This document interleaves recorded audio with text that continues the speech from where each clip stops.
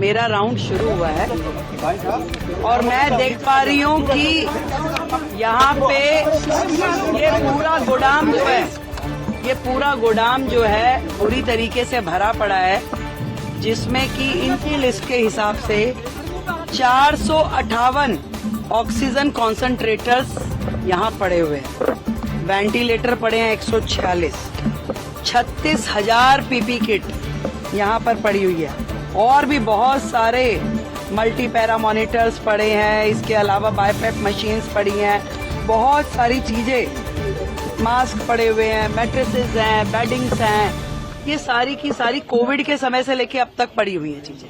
और ये एक अस्पताल का मैटर नहीं है, ये हर अस्पताल के गोदाम ऐसे ही भरे पड़े हैं।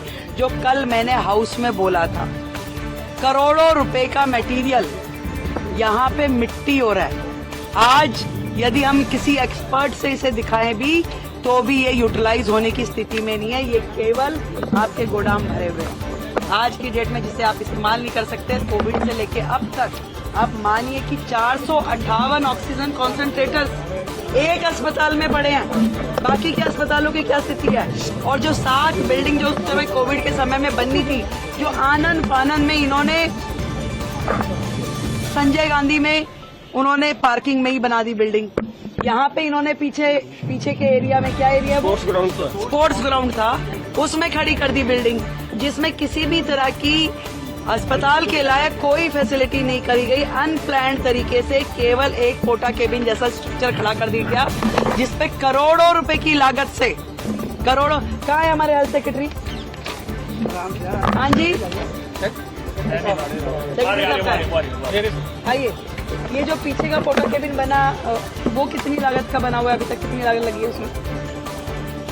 जो यहाँ पे कोविड के समय की जो 7 बिल्डिंग्स में से एक बिल्डिंग है, टेम्परेरी स्ट्रक्चर जो बनाई थी, हाँ, सेमी परमानेंट स्ट्रक्चर, वो यहाँ पे अभी कितना % पूरा हुआ है? 60% पूरा हुआ है। कितनी लागत से बना था ये?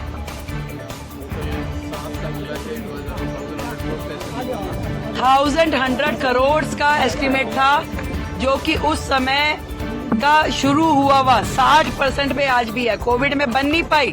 वो सारे के सारे जो थे सेमी परमानेंट स्ट्रक्चर जो थे, 7 में से एक भी बिल्डिंग पूरी नहीं हुई और वो 1200 करोड़ से ज्यादा की लागत की पूरी 7 की 7 बिल्डिंग थी। और आज की डेट में अगर उसको रिवाइज एस्टिमेट भी माने तो लगभग 2000 से ऊपर तो 6 महीने पहले का इनका एस्टिमेट था।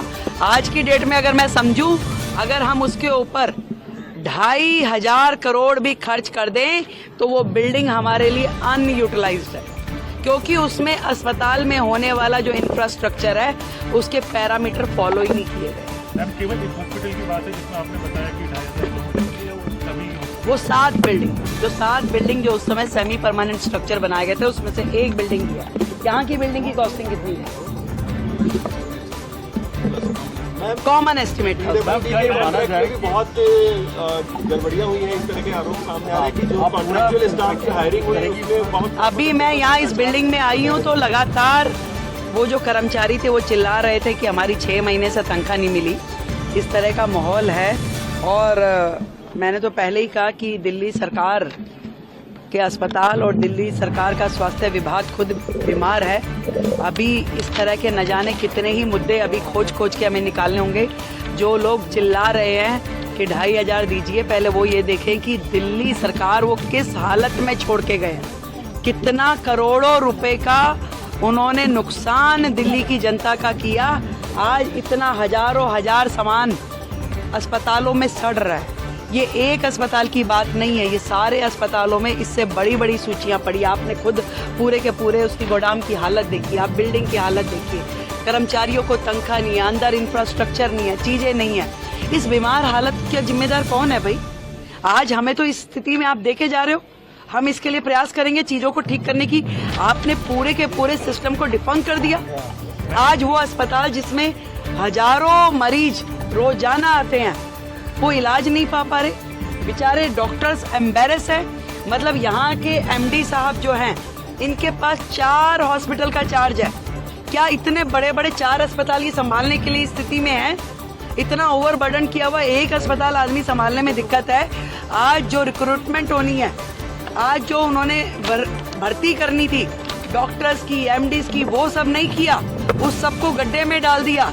आज 4-4 बड़े अस्पतालों का एक एमडी काम कर रहा है। क्या उम्मीद कर सकते हैं हम उनसे कि वो क्या अस्पताल को देखेंगे, क्या व्यवस्थाएं दे रहे हैं? ये जो आम आदमी पार्टी की सरकार है, केवल और केवल चैनल्स पे नोटंकी करने के लिए है। काम करने की दृष्टि से उनका हेल्थ मॉडल, उनका एजुकेशन मॉडल जीरो है, जीरो।